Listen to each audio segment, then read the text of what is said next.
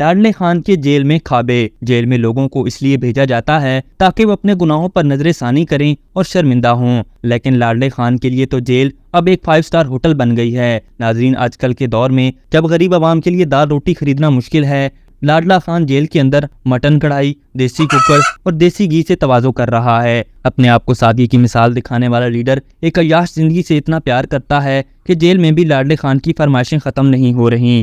روز صبح omelette, toast, دہی اور فروٹ سے تواضع کرتے ہیں اور پھر فرمائش کرتے ہیں کہ انہیں مہنگے سے مہنگا کھانا کھلایا جائے۔ کبھی کہتے ہیں کہ باتھ روم کی دیوار اونچی ہونی چاہیے اور کبھی کہتے ہیں کہ اپنی مرشد یعنی پنکی پینی سے ملنے کو دل کر رہا ہے۔ کیا عمران خان جیل میں رہتے ہیں یا ایک محل میں جس میں وہ جو حکم کریں وہ ہو جائے گا؟ عمران خان نے اپنے دور میں اپنے سارے سیاسی حریفوں کو نہ صرف جیل میں ڈالا مگر ان کو سونے کے لیے چارپائی تک نہ دی تاکہ ان کی صحت کے مسئلے مزید بڑھ جائیں۔ امریکہ میں بھی جا کے عمران خان کہتے تھے کہ وہ اپنے حریفوں کی جیل سے ساری سہولیات ختم کریں گے، مگر آج جب لاڈلے خان کو قدرت کا سامنا کرنا پڑ رہا ہے تو ان سے ایک عام جیل کی زندگی گزاری ہی نہیں جا رہی۔ یہ ایک ایسی جیل ہے جہاں قیدی کو زندگی کی ہر لگژری مل رہی ہو۔ کیا یہ جیل پاکستان کے چھوٹے چوروں کو بھی ملے گی یا صرف لاڈلے خان کے لیے ہی محدود ہے؟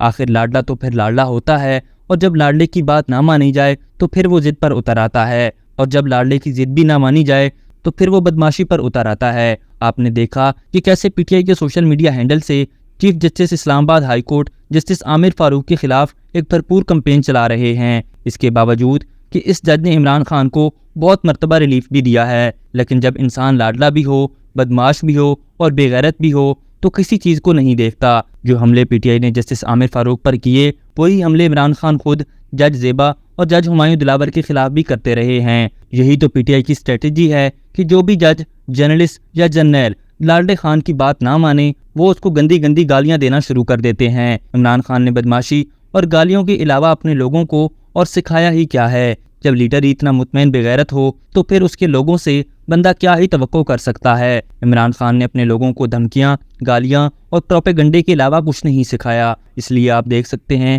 کہ جو بھی جج عمران خان کے حق میں فیصلہ کرتا ہے وہ ایک فرشتہ بن جاتا ہے، اور جو جج قانون کے مطابق فیصلہ کرتا ہے اس کو پی ٹی آئی گالیاں دے دے کر ذلیل کر دیتی ہے۔ اب وہ وقت آ گیا ہے کہ ججز اور سرکاری ملازمین کے حق میں ایسے قوانین بنائے جائیں جن سے قانون ان کو تحفظ دے اور لاڈلے خان جیسے بدماشوں کی گالیوں کے خلاف قانونی کارروائی کی جا سکے۔